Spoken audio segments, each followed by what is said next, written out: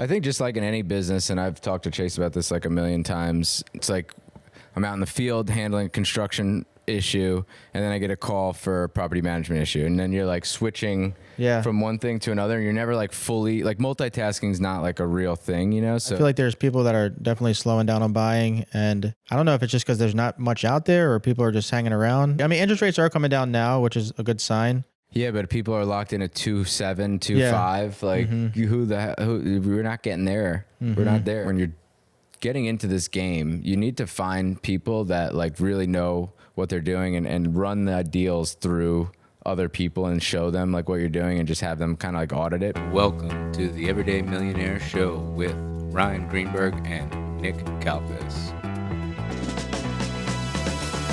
All right, guys, welcome back to another episode of the Everyday Millionaire Show. We're here doing an internal pod with Chase and Nick. Catch up on some catch-outs. We haven't been together doing this in a little while, right? How long has it been? It's been about 2 years. No. We're finally back at it. Welcome back, guys. It's been a while since we did a lifestyle. Yeah, it's definitely been like a month or two. Yeah. So we could talk about a couple things. One, Nick and we were talking a couple times when you were here. We were talking about my potential merger in my property management company. Let me fix this. And so that happened. Finally happened. Not officially like in the same office yet, but we did agree on a number and we are merging. And it's going to bring our unit count to over 750 units. Oh, wait, that's cool. Okay, so that was someone else that you were talking about. I thought you were talking about the merger with Diana and... Oh, yeah. So basically we merged with them, and during that time, Jacob, who was kind of in the picture for a while, we were talking back and forth, and I just wasn't in the position to like take over any more operations, basically. But we ended up making a deal, so now we're putting this big property management firm together, and it should be interesting. Now, is the plan? It sounds like a lot of properties. Is the plan with that to plan an exit by getting that many properties together in one bundle and having it sold in the future? Yeah. So essentially the goal is, one, creating like a little bit of a corporate structure with, I'm going to be in charge of like maintenance and leasing. And then Jacob, who's an accountant by trade, is going to take care of like the accounting department. And then obviously Diana is going to handle like legal, that kind of thing. Failure to pay rents, collections, all that kind of stuff. And then her husband, Bobby, will help her handle that kind of with that operation. And then Tyler will handle all the construction that gets put through the property management company. So we have like kind of sectors instead of one person just being. So in your opinion, when you were running your property management company and it was basically just you doing a lot of the work, what was the hardest thing about those different aspects that now are going to be delegated to each person? What was the hardest part of that? I think just like in any business, and I've talked to Chase about this like a million times, making sure that he's not making the same mistakes that I did, is just like wearing too many hats.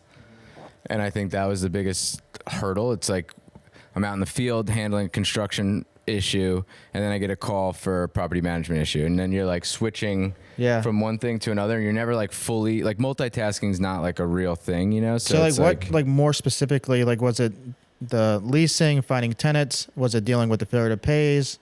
Was it dealing with turnovers?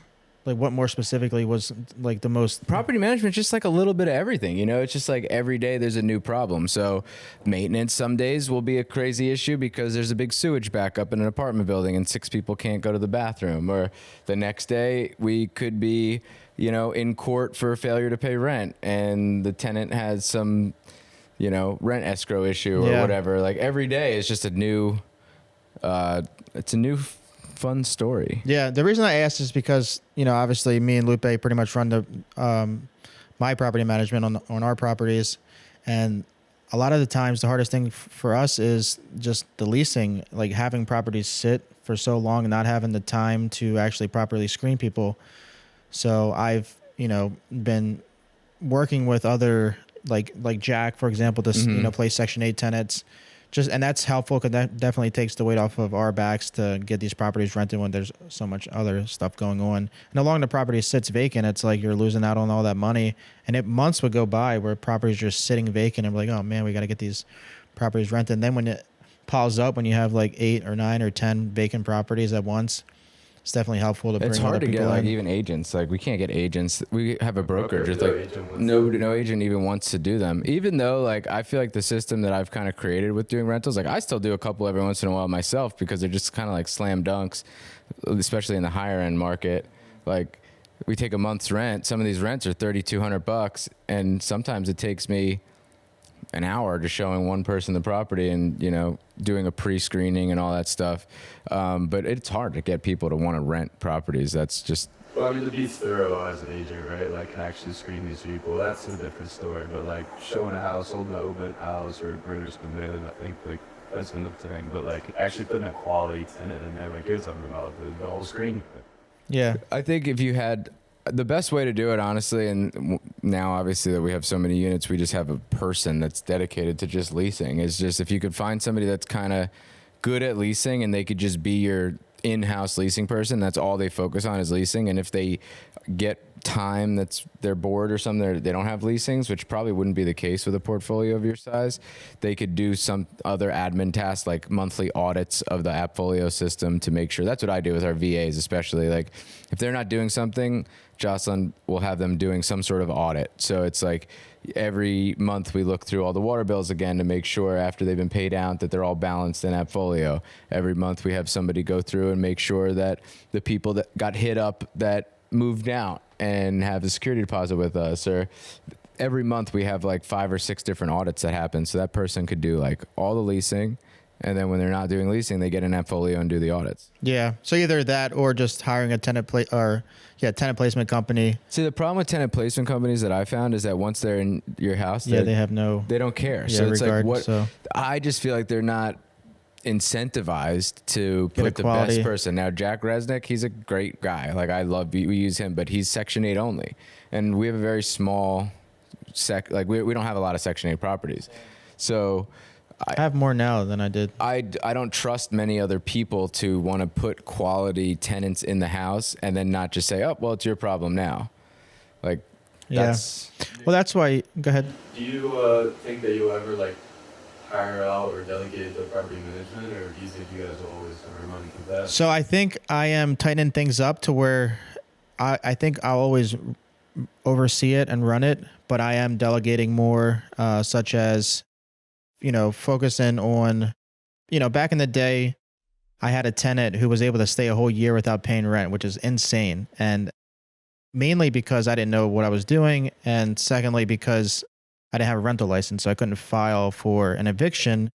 And I'm just like, I just left it on the back burner. They were living there. They would tell me a story on how they're going to get their rent paid, and it just never was. And then eventually they moved out.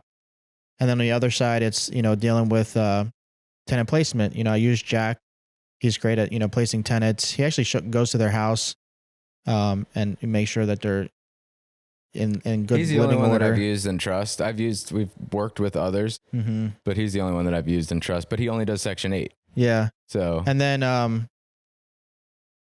don't know if I can say this, but I do love the Hispanic tenant pool also, and Lupe is very helpful with speaking to them. I always have good experiences with them. Not that I don't with other people.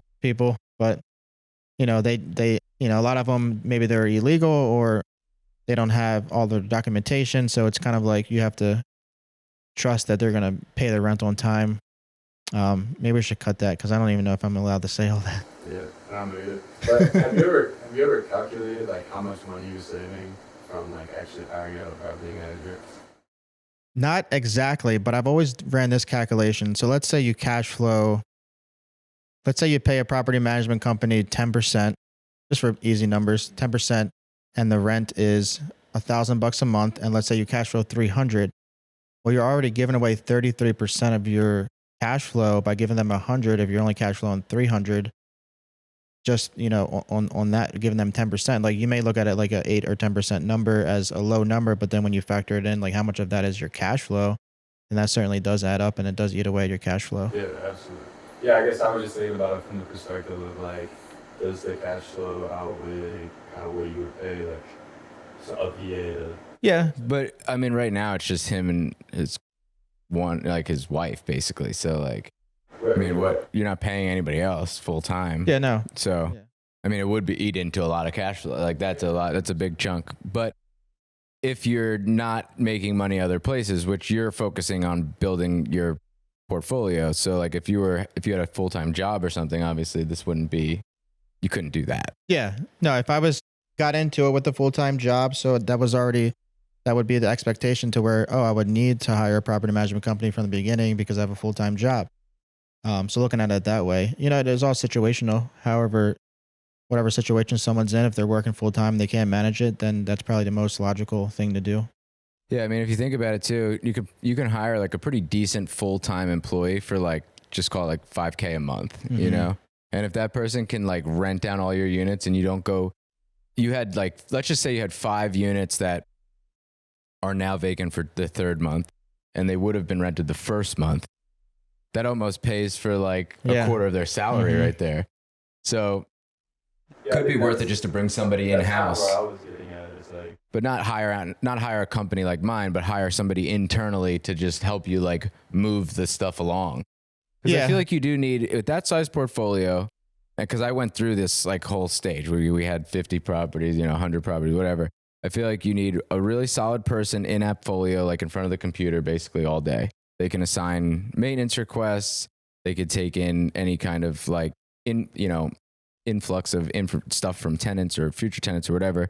And they need somebody like in the field that's either meeting people for leasing or like getting inside the units to make sure that people are taking care of the stuff. Like, we do quarterly check-ins, like making sure that the HVAC filters are changed. Like if you could find somebody that can do like that, get in the field, do little minor check-ins and Appfolio reports and stuff like that, as well as leasing, and you can easily manage 150 properties that way. Yeah, I agree. And that's probably a good idea, especially when you mentioned the HVAC, changing the filters. Like it's hard to get your tenants to do it. It's hard to remember to tell your tenants to do it. And then it's hard to send the maintenance guy out there to do it until it breaks down and you're like, oh, maybe I should have sent someone out there to change a filter earlier. Yeah, we have something, this is interesting actually, that we're trying to roll out right now. We haven't done it, so I don't want to like speak on it, but it seems like a really cool system. It's called the tenant benefit package. Have you heard of that? So it's something that you as a property manager basically make it a fee on their lease. So in Appfolio, it'll be a fee for this, but every 2 months they get sent a HVAC filter with like a QR code, and it'll tell them, if they scan the QR code, it'll tell you that they changed the filter. And then I think they get some sort of like credit for that.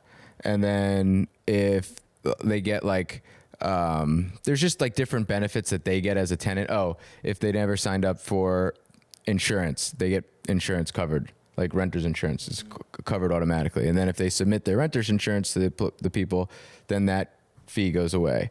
But it's just a way to like all the things that give you peace of mind as a landlord, filters, renter's insurance, that kind of stuff, they cover it for the tenants. And then let's just say like you pay them $20 and you charge the tenants $10, you're making like an extra $10 a unit on top of that. And the tenants get some benefit from it. And you have peace of mind that all the units are covered with renter's insurance and all that kind of stuff.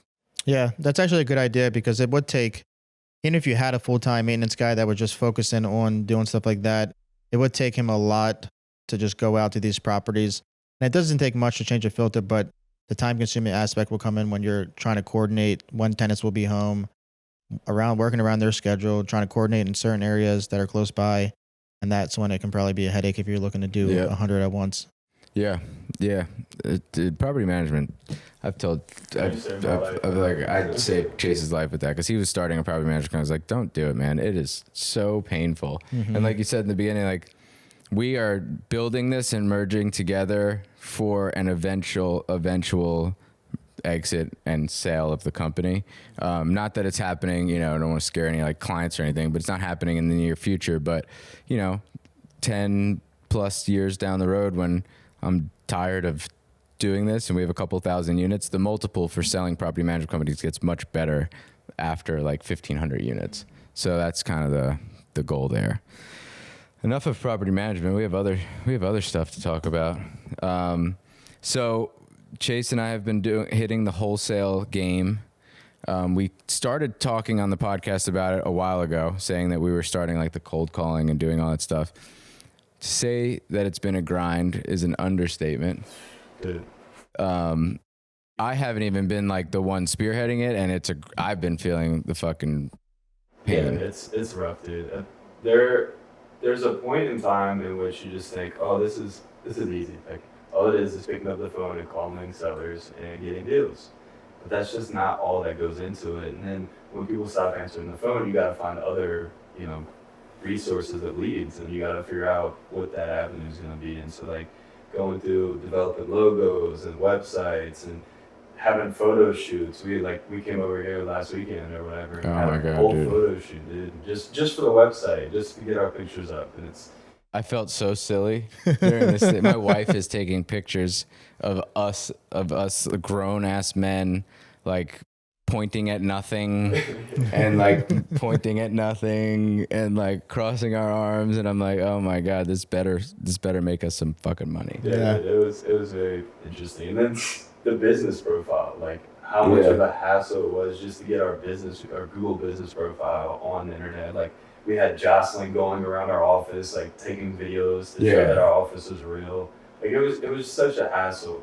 And then you have like the marketing costs. If you asked us earlier, how much we're spending, like it's only like $2,000 a month, but that adds up over time. And then you have your CRM, and then you have your website, and then you have your MLS and prop stream, and everything else that goes into like analyzing the deals themselves. And then we talked about doing some direct mail, because we hear that's starting to hit a little bit, but that's a big nut too. So you got to really target, where do you want to do it? Where do you want the leads to come from? Are you okay sending mailers for 4 or 5 months and not getting a single dollar back for it? Like, all of those things are just, they're crazy, dude. Yeah, they're crazy. It's interesting. And then, we're adding people to our team now, and like a guy like Justin that came in and hit the phones right away, and he's a savage seller, dude. Like, he gets on the phone and he talks to them how he wants to talk to them, and he makes them do what he wants them to do. And he's a funny guy. Yeah. Have you talked to him very much, Justin? Yeah. Oh my god, dude, he makes me laugh like no other person. We have a Wednesday run club. Anybody that's listening, Pasadena LA Fitness, 6:30 a.m. Wednesdays. You can be there too. How long do you guys run? 4 to 5 miles usually. Nothing great. And more crazy than I've ever done. we just can't let Sean set the pace again. Yeah. We got some quick boys that try to go a little too fast. But Justin rides his bike behind us all, and he'll just sell people. Like, he'll just be selling on the bike. Oh, really? Like, nice. We'll be running in front of him, and he'll be like yelling at Jesse, like, Jesse, let me tell you about this Haletorp deal that I got. It is, dude, it is the funniest thing ever. But I just bought a deal from Jesse. Oh, you did? Mm-hmm. Which one? It was in Pigtown. So that whole thing, we've done a couple deals though.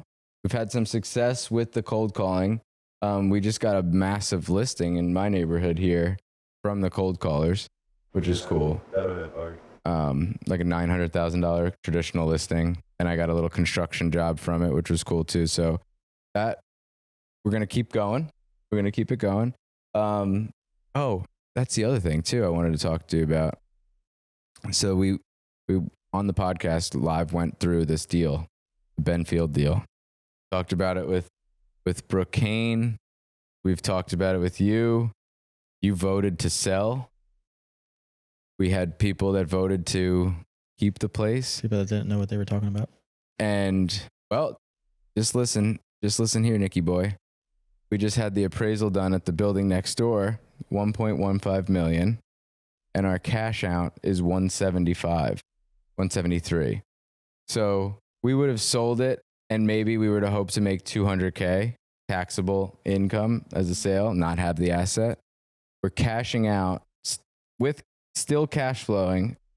We're cashing out and getting paid $175,000.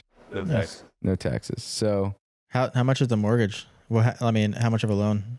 700 and something thousand, 780 something maybe. So that's like it's quite like a bit. It's under. It's. I think it's $5,200 a month PITI with everything. $5,200. Yeah. Yep. And after we raise the rent, when these leases are up, we'll be bringing in hopefully 62 to 6,300. So I think he's gonna have next door that he's gonna probably be a little bit higher than us. I think his is like a tad bit better set up. Yeah, they opened up some walls and yeah, but re-sided and everything. But we'll be somewhere in that like 3,000 a piece, 3,100 a piece. So, you know, almost $1,000 cash flow and cashed out, you know, 175 grand. That's pretty good. It sounds a little risky to me. Would you? I wouldn't do that. I still would have sold it. Why? The loan amount's way too high for that cash flow.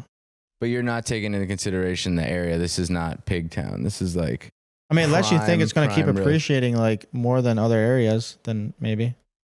Yeah, 100%. Not only that though, like it's not going to sit vacant. That's yeah. And are you cashing out at 75%? No, it's like 60%. Oh, 60%. We got a great rate. So then I wouldn't be too concerned because if. I mean, it appraised at 1.15, and we're only pulling out like 700 and change. So we still have like 400 grand in equity. Yeah. So even though it's a higher mortgage payment, I would say because you have a lot of equity. 2 houses too. So it sounds like a lot. We're blanketing one loan, but it's 2 houses that we could sell separately if we wanted to. So the fact that they each appraised at what, 575 or something like that? Like that, we bought them for fucking $275,000, dude. Put Sounds like a good $50K deal. in each one. So we win, you lose. Wrap it up.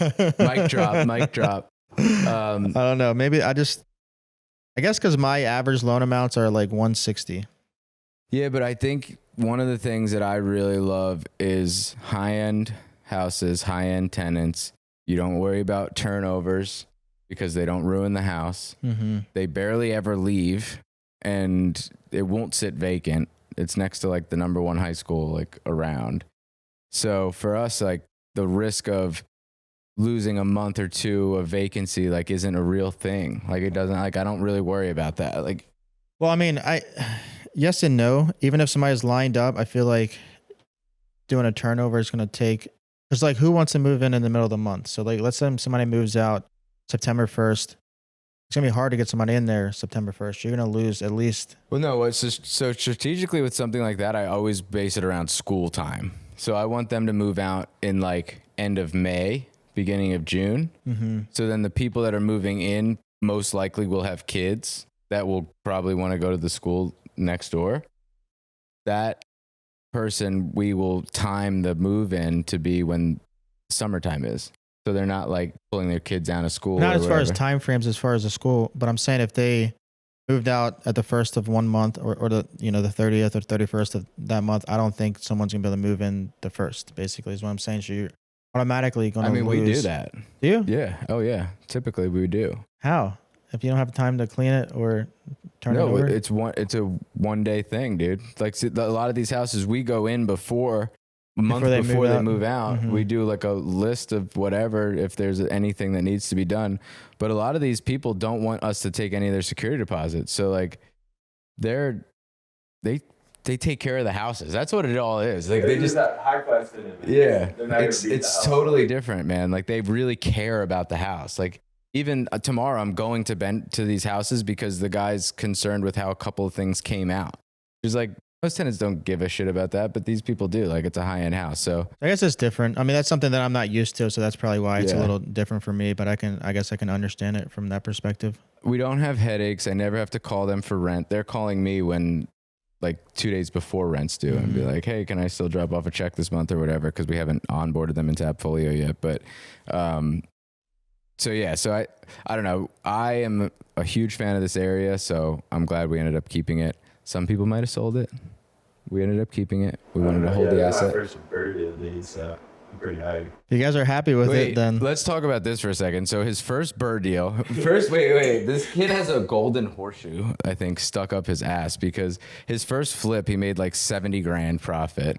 His first bird deal, he got involved with us, pulling out a fucking giant bag of money.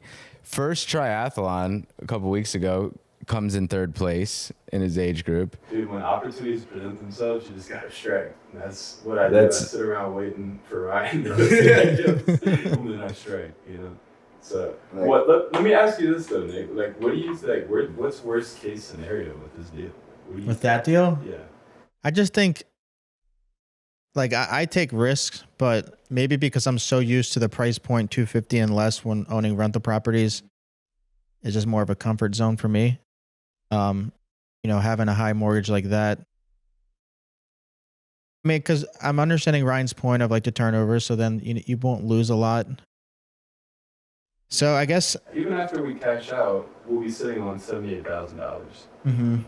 So like, I just don't know it's too much that could go wrong that we couldn't cover with that money. Considering the roof is new, HVAC systems are new. You're not putting that money aside. That's not going to be money, right? Like, you guys aren't using that money for. We're gonna go invest it. Yeah, we're gonna probably buy another building. So that money's not going to be there after a little while. No, but we got other money. Yeah. But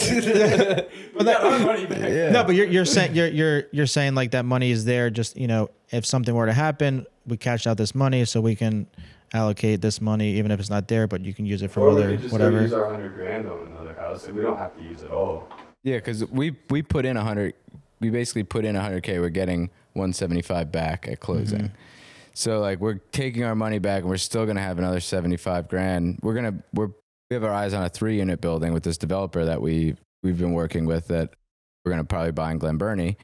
We're gonna use that money for that building and get seller financing for the rest of that. But if something goes wrong and like they don't pay their rent or something crazy like that happens, it's 2 units. So if 1 unit doesn't pay, we just have to come up with $3,000. Mm-hmm. And like, it's not gonna come to an eviction situation. Like that's just like I would be very perplexed if that actually happened.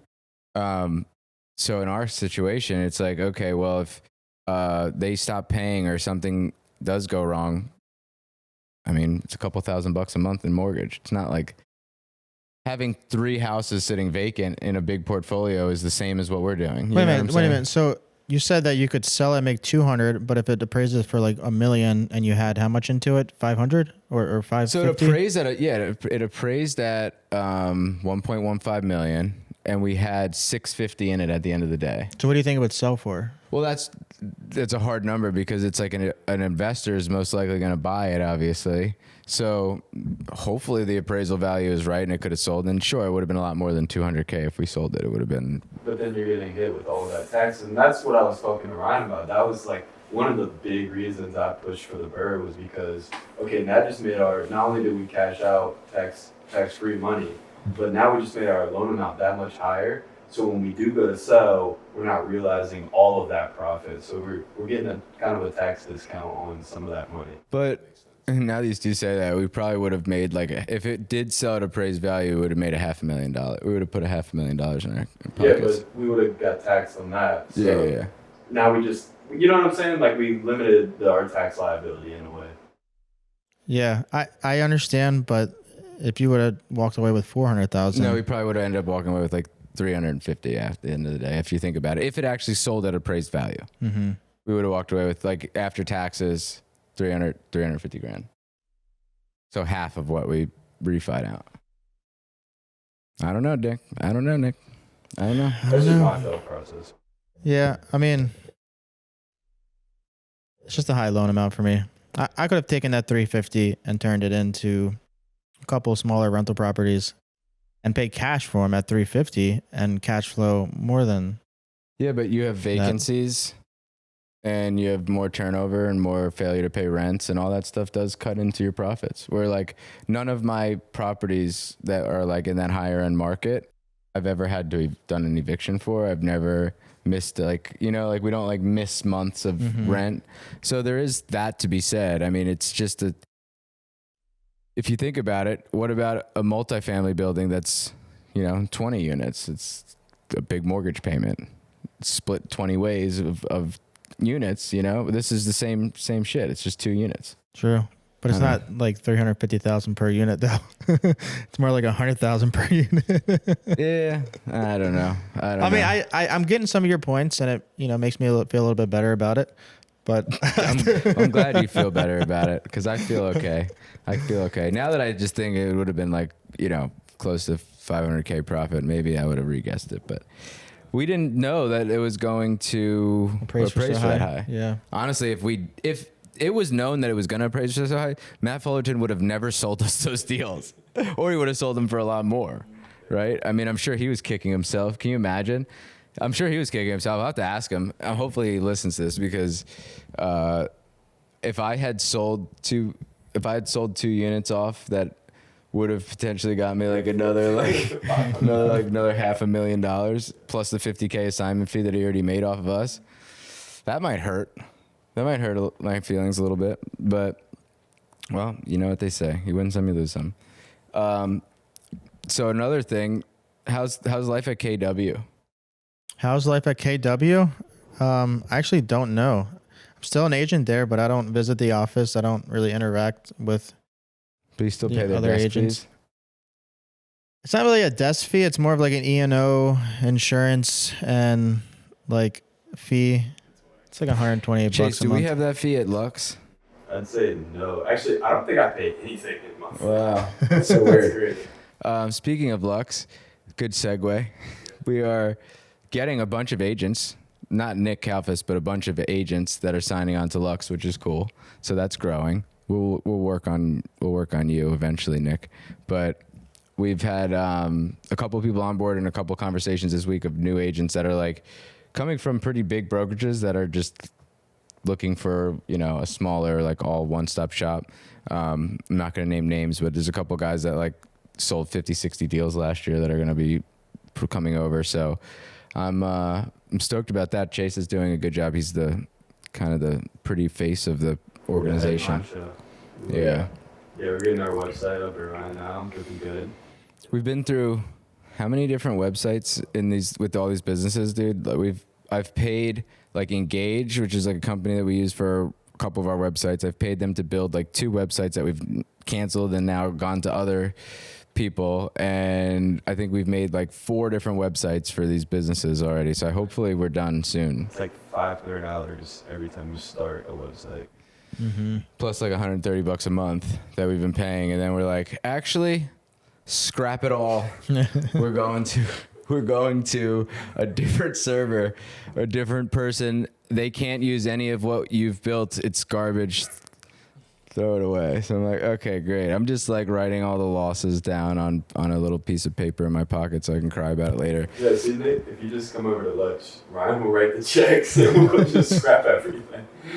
And that's how it works. No, I mean, but that's how you do it. It's like that's business. Unfortunately, like there's no handbook on how to build all these companies, right? Mm-hmm. So like you spend money, you try things. If they work, you put more money and more effort behind them. If they don't work, you readjust and redo it. I think that's something like spending a lot of time with you. Like that's something I've learned about you is like you just do. Instead of like analyzing, I mean, you analyze triathlon data like nobody I've ever seen before, but that's a different subject. Those are life points. This is business points. And he does it. And for someone like me, like I'll analyze like, oh, what's the best website before I go and do it. Whereas like he's the guy that is just like, all right, let's just do it. And then on my side of things, sometimes shit gets procrastinated and then it doesn't get done for a while. Whereas like someone like that just gets stuff done. I think it's also like you said, if I don't just do it, I'm that hamster wheel of a brain where like the next thing will get stuck and then I'll keep focusing on the next thing and then I'll never go back to that thing. So it's just like, okay, we have one solution here. It's Engage. It will give us a website. It'll put it up there.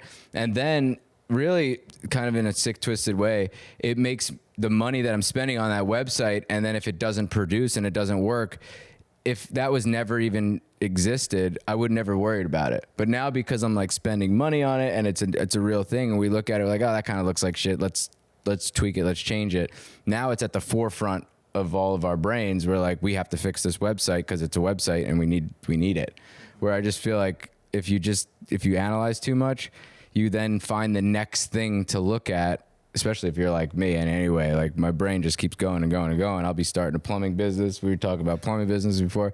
And then, you kind of put the cart before the horse. So sometimes you just got to Gotta Have do you it. always been like that, or is that something you had to like really? Yeah, no, I think to a fault, like impulse control was probably like always a thing that I had to like work on, and then you have to work on it as a kid, I feel like, because you like blurt out and you get in trouble in school and you do all that stuff, and not like bad intentions, but like you want to be, in the forefront or whatever.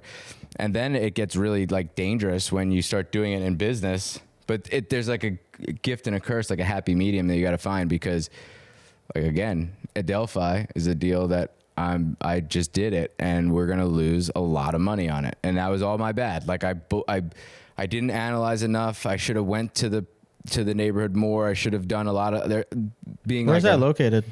It's in a beautiful area, University Park, right next to College Park. If you're a professor, it's a perfect house for you. 4 bedrooms, 2 bathrooms, beautiful mudroom, yard, 2-car garage, detached. Just a great place. Extra fridge in the garage. You can keep that if you bought the house. And the seller said he's even willing to do a kitchen on me. And I will remodel the kitchen, add a half bath on the main floor, wherever you'd like. Buy the house. Call Chase Kinser at Lux Realty. Yeah, it's in University Park, right next to College Park. It's a great neighborhood, but I misanalyzed the road that it was on. So if you're listening, this is something that's very common. The people say it like double yellow line, don't buy, blah, blah, blah. Well, I did. I bought on too main of a road.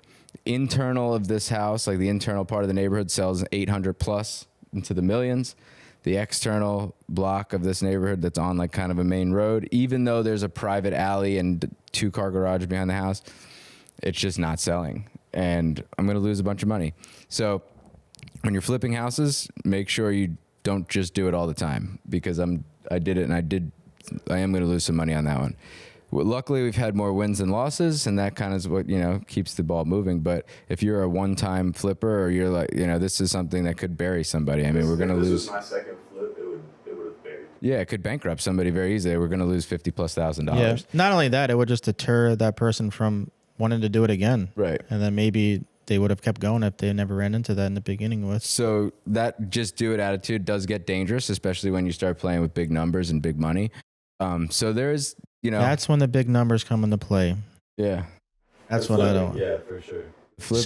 Let's talk a little bit about the market also. I feel like the market, so I have 4 active listings right now, and marketing, I feel like, is just softening up, not getting many showings, even when I do price reductions. So what are you guys thinking? You think it's because of school? Obviously election year. I think people are sidelining themselves because of the election. I think we're seeing the rates come down. I think people are trying to wait to see if they're going to come down even further. I think that also that people are just waiting in general. August is historically, well, it's not August anymore, it's September now, but August through September has always been a slower time to sell a house, just because everybody's coming back from vacation, they're getting their kids in school, those type of things. And then you add election year on top of that, plus where rates have been.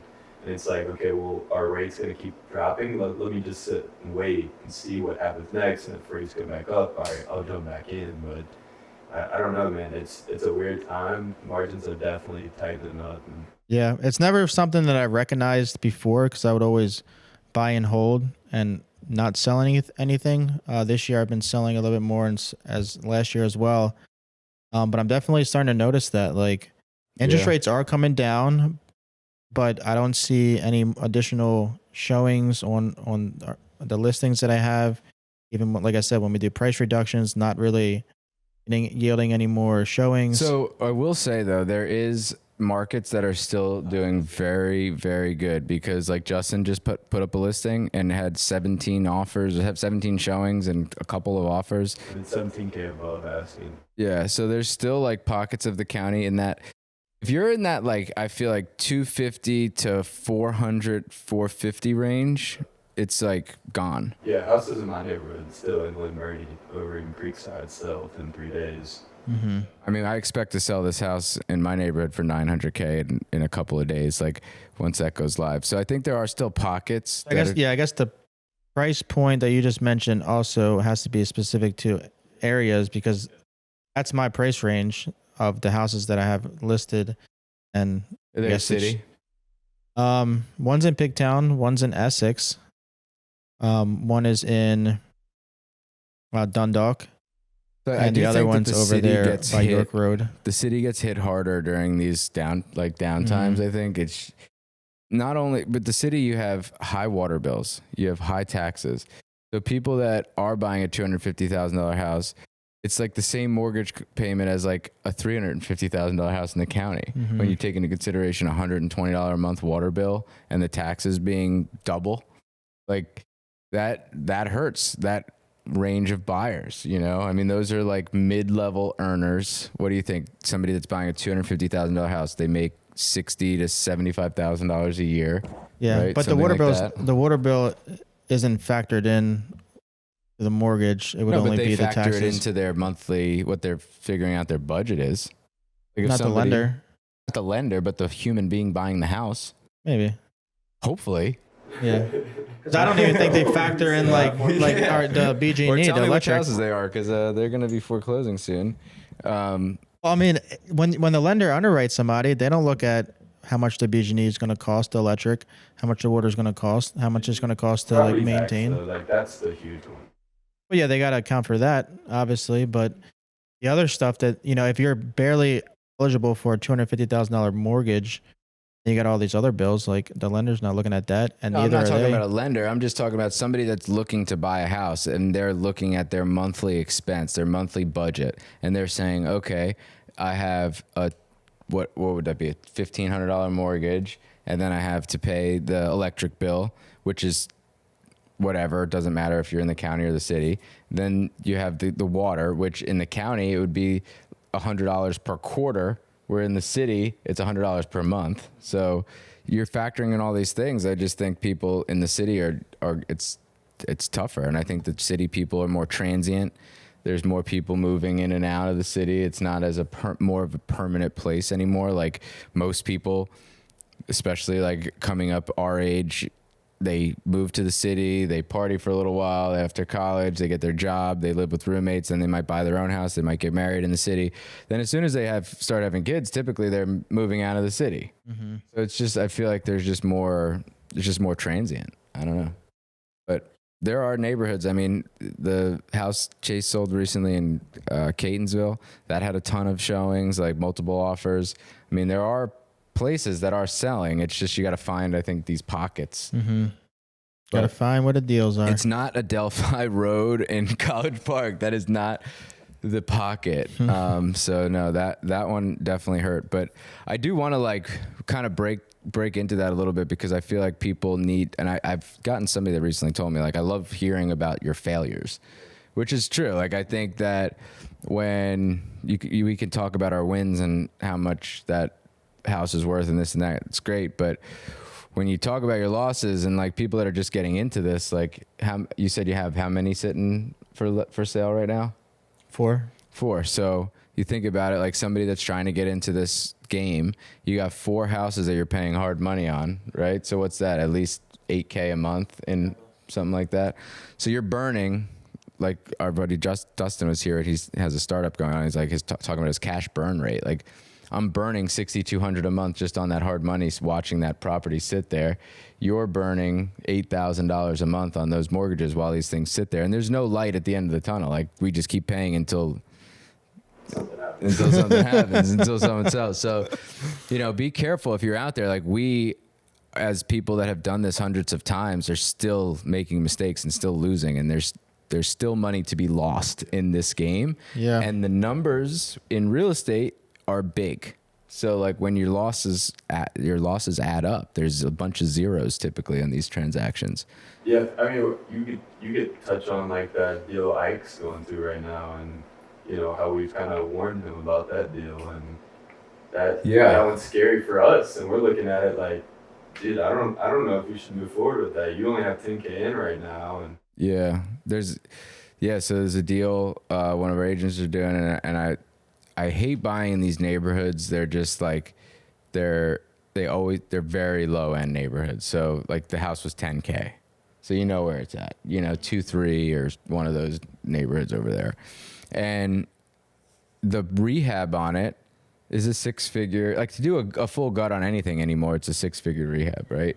Talk about all new ductwork, electric, panel, the whole 9, it's 6 figures. It's not like 2018 where you could do a house for $50K. Like that, just the numbers don't add up anymore. Like between the trades are the biggest thing. Yeah. And all the material costs, you're spending a bunch of money. And the way I look at it, people aren't really buying in these neighborhoods to live in there. It's typically investors buying. And most of the time, like we just had an investor in town from New Zealand the other day. She's looking to burr. She's looking to capture that, the equity gain. And he's trying to flip this house. And I'm like, as an investor, fully rehabbed, I probably would pay $75K for it. But it's going to cost him $100,000+ to fix it. Mm-hmm. So I just feel like when you're getting into this game, you need to find people that like really know what they're doing and run the deals through other people and show them like what you're doing and just have them kind of like audit it. Because I know for a fact that if I had done that with Adelphi to a couple of people, they would have been like, whoa, calm your roll. And I probably wouldn't have bought that. And I truly think that there's definitely some mistakes that are being made right now. We're looking at wintertime coming up, which is a scary time to have listings live. And we don't know what's going to happen with this election.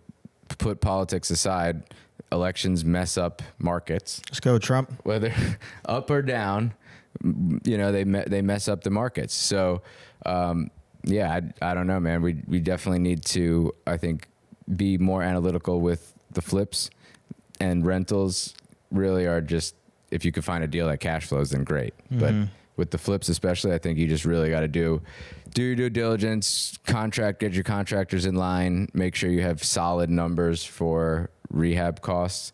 I think that's another big thing that people constantly will call me and be like, hey, well, I just did one today. They called me. I do like a $300 consultation where I go out, do an estimate, and write them a scope of work and basically tell them what it's going to take to get the job done. And this dude, he came to me, and it was a house on Reisterstown Road. The house had human shit everywhere. Like literally, it was just the most vile house I've ever been in. But he wants to do tray ceilings, 42-inch cabinets, all this stuff, and showed me a comp of like $233,000. I'm like, I hate to say this, I'll write you a scope of work, but I wrote him an estimate today. It's like $140,000. So unless he's getting the house for free, there's no money. And even if you take out 10, 15, 20% of what I'm making on that deal as a contractor, which arguably he's probably going to spend more anyway if he tries to do it himself, there's still not enough money in that deal. So I think the best $300 that guy ever spent probably, though, was him finding out that rehab is like... Was that before he bought it? Yeah, he's under contract, Gotcha. But he has till the end of today to like say no or yes. So, and I do like a ton of those estimates. Like I do at least probably 2 a week of like where people pay me to go out and estimate deals, which I'm happy to do. And unfortunately, there's a lot of people that don't end up buying the deals, but I guess fortunately for them in kind of most situations, because a lot of them think that it's going to cost. Mm-hmm. That's probably the worst spot to be in, not knowing and already bought it, and then you find out after the fact. Yeah. That was a guy that I guess listened to our podcast, is a new client of mine, and he bought a 4-unit and then like got jerked around by some contractors. The place is still not like 100% done, but he's kind of run out of money and it's vacant. So we're going to take over management and start trying to fill it up with tenants and stuff. But like, if you're not dialed in, and you need to have somebody that's dialed in with you, like aside you, to either help consult. Like we use consultants for all this stuff, like for zoning, for like we pay people that know more than us that's what you need to do, like in business in general. So like if you're new into this game and flipping or whatever, like call somebody that you trust that knows what they're doing in any of these facets, whether it's finding deals, you find a realtor like Chase. If it's doing like a burr, you find Nick and ask him to help you through a deal, and maybe you get involved with a partnership, or they pay you a consulting fee or whatever. Pay me to write you an estimate. You need to do that in the beginning, and you can't like feel ashamed or anything. And if you waste $300 to not lose $20,000, it's a win. It's a win. And it's kind of like getting like a home inspection when you're a first time home buyer or just any home buyer buying a house to live in, and you getting a home inspection done. Like you may put out $400 or $500, but there may be a structural issue that you wouldn't have seen if you didn't get a home inspection, or any other issue that may make you back out of it, to where if you would have just not gotten that done, because that's out of pocket, the home inspection when you buy a house. So it's Right. just something you got to do, and it protects you. We advise all our buyers to get home inspections. Why would you as an investor want to waive that on a shitty house? That doesn't make sense to me. But we were talking at the gym today, and like talking about the market, and like he was like, hey, less investors are hitting me up to go do these estimates. And he's like, so the market's definitely kind of slowing down. No, I feel I feel like there's people that are definitely slowing down on buying, and I don't know if it's just because there's not much out there, or people are just hanging around. I mean, I'm still looking for deals. I'm just not coming across I think that many. Some sellers are kind of sitting on the sidelines too of just even selling, because it's like, where are they going to go? Like inventory is still shallow. Yeah. Especially if they're locked in at the lower interest rate. I mean, interest rates are coming down now, which is a good sign. Yeah, but people are locked in at 2.7, 2.5. Like we're not getting there. We're not there. But one of my vendors today, I had a call with one of my vendors, and I've been having some issues. I'm not going to name names, but I've been having some issues with them, and they've changed systems, blah, blah, blah, whatever. He was like, dude, we need the business right now. Like, I'm really sorry, bro. He's like, we are like, I think all of these contractors, vendors are really slow, or like slowing down big time.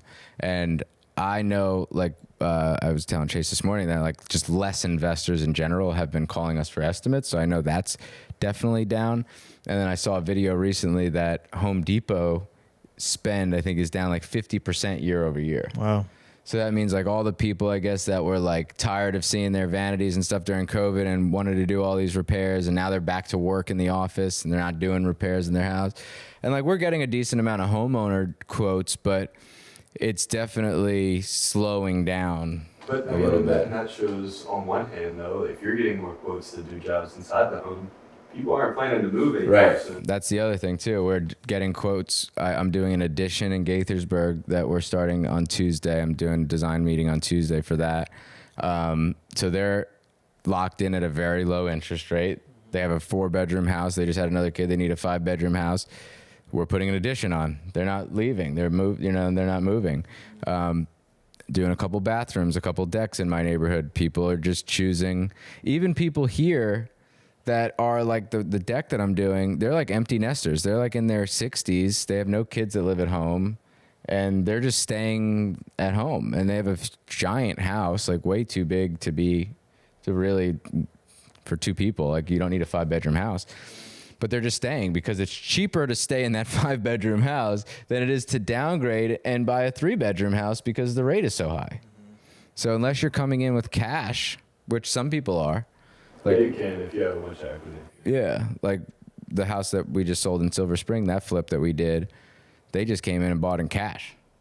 So then you don't have to worry about the rates. Yeah. So, but yeah, definitely be careful out there. I hate to tell people to not invest in real estate. Obviously, you got to keep investing. You got to keep doing things, but you need to be diligent. You need to do your due diligence. And like, I feel like a broken record, but like, partner with somebody like Chase partnered with us and got some experience under his belt and watched me crash and burn with Adelphi.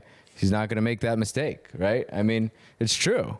Well, no, so like all you were managing 4 different flips at one time, like all that stress, all the planning and everything that goes into that. So like that's always helpful. And then not only that, like through you, I get to see what other investors are doing too, because you're doing their projects, and like you're coming and telling me like, oh, this is what happened, this is how much the rehabs cost. So like, that was the big thing for me is like, man, I can analyze the deal, I can do that to the T, but I don't know how much rehab costs are, and that's one of the big points. Is like, you got to find that person that you can kind of lean on, and then they can lean on you back. You can't just be a leech in a way. So you got to make sure you're providing value and bringing people deals. Or like, if I were to come to you and be like, hey, I have this bird deal, right? Like, can you teach me how to JV? Like, I'll give you 50% or whatever. Like, you got to have some type of value there. It's not enough anymore just to be like, hey, can I take you out to dinner? Yeah. No, that's definitely not working anymore. But if you're really trying to get involved in it, like, go work for somebody and like intern Mike.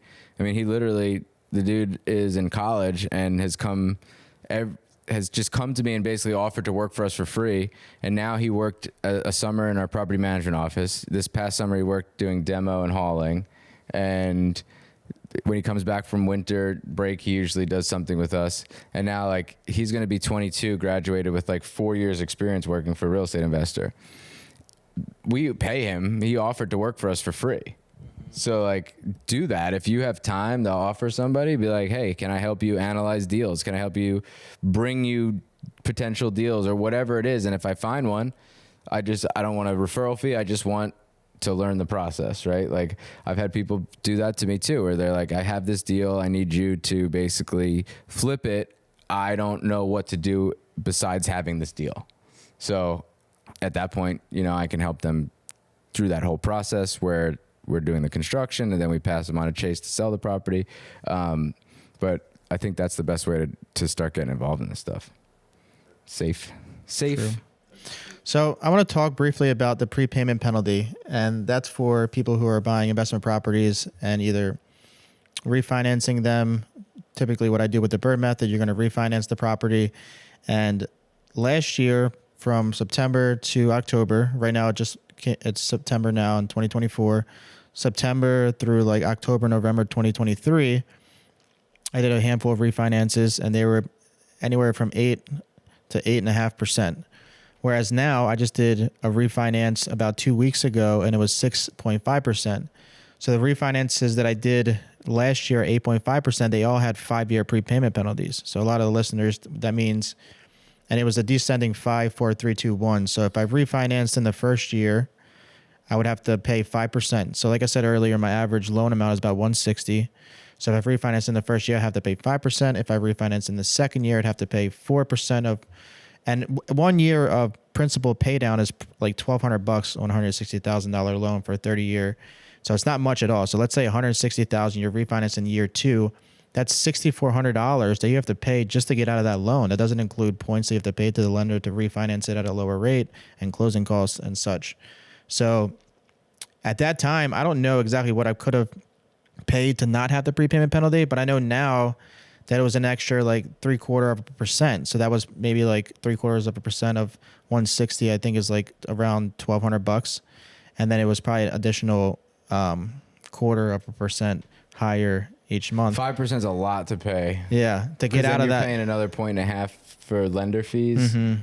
And then, I personally, I feel like I think you have to do the math where you say, okay, if I'm going to save, like, you would have to basically be able to recoup that in savings in year 1, in my opinion, because you can wait another year.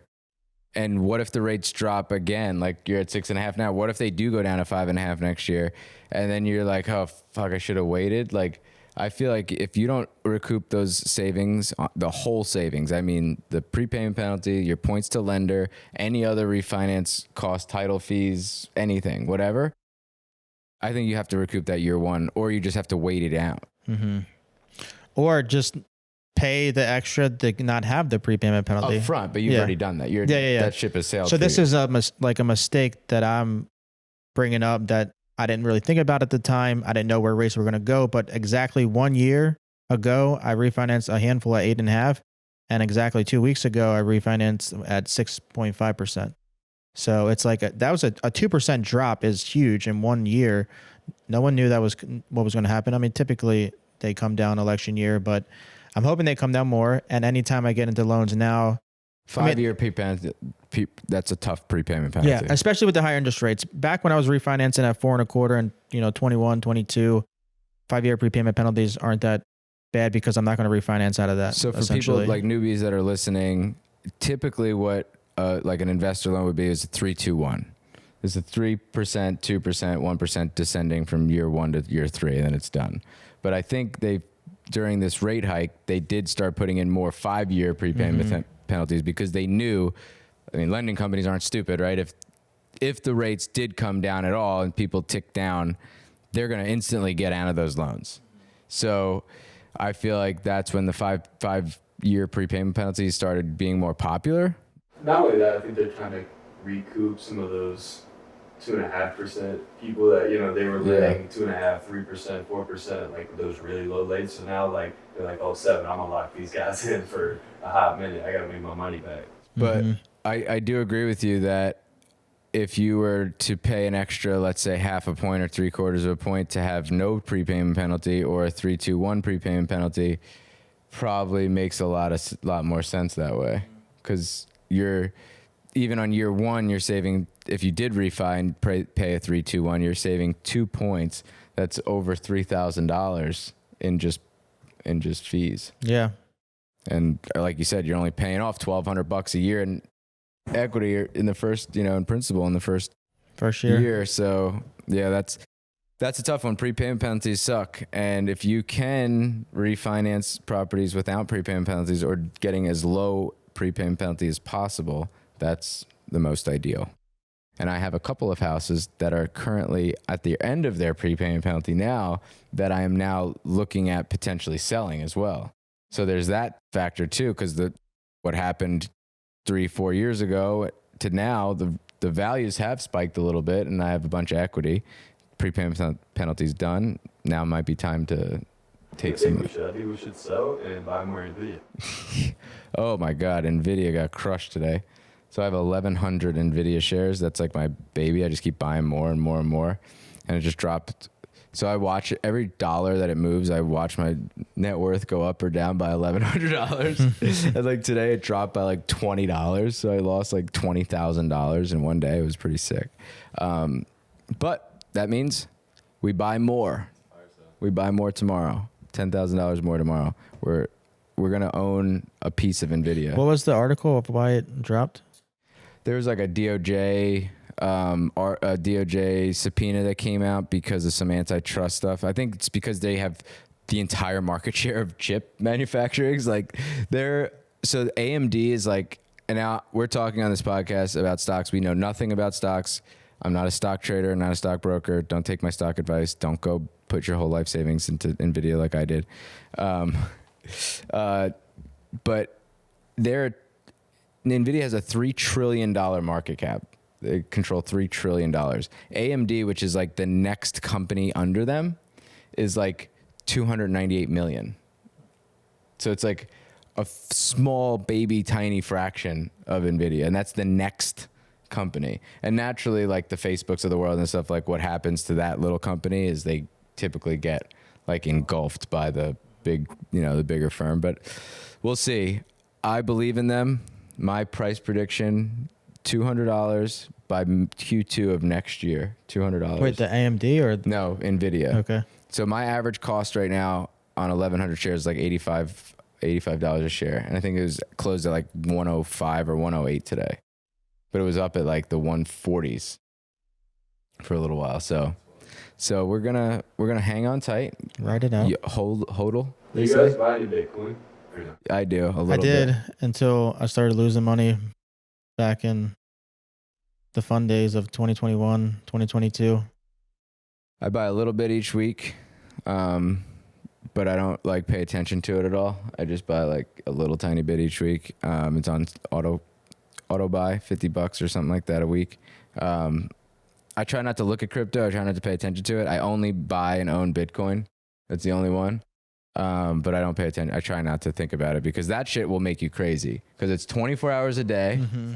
Dude, it's 24 hours a day. At least the stock market at 4:30, you're just like, okay, it's over for the day. Because I watch Nvidia. Not that I'm even going to sell any of these shares. I just watch it all day, like it's an obsession. And with Bitcoin, you can do it all night and all day. This is why I stick to buying houses. 'Cause Yeah, same. I do the same thing. I'll just be like, oh, I'm going to videos. I did buy Facebook when it went public at $32 a share, about $5,000 worth, and then I sold it shortly after. Oh my god! Because it started going It'd down. be worth like, you'd have a lot of money right now. Yeah. Yeah, It man. would have been public, you know? That was a good buy. That was a good buy. I think I needed the money, so I sold it, or I saw it come down, I sold it. I think there's so many situations and people that are like now like, oh my God, I owned this stock at this price and now look at it. So that's why I'm not selling my Nvidia. I'm just buying more. And then when it does run up to 1,000 again before the next split, like I'll have $1 million. I have over $1 million. That's how I feel about real estate. I always, anytime you talk to someone, they always regret selling. They never regret holding on to it. So that was my whole thought from the beginning when I started investing to Another hold, point hold, for hold. Benfield. Right? Why would I sell? Another point for Benfield. Nikki Kalfas is making my point for us. Yeah, I'm for it. So, all right, guys, let's wrap that up here. We need to get another event on the calendar. October. We have to talk about the location. I've had some issues with the last one, but we'll see. We're gonna do another one, another fall event. So we'll be announcing that pretty soon. All right. All right, guys. Till next time.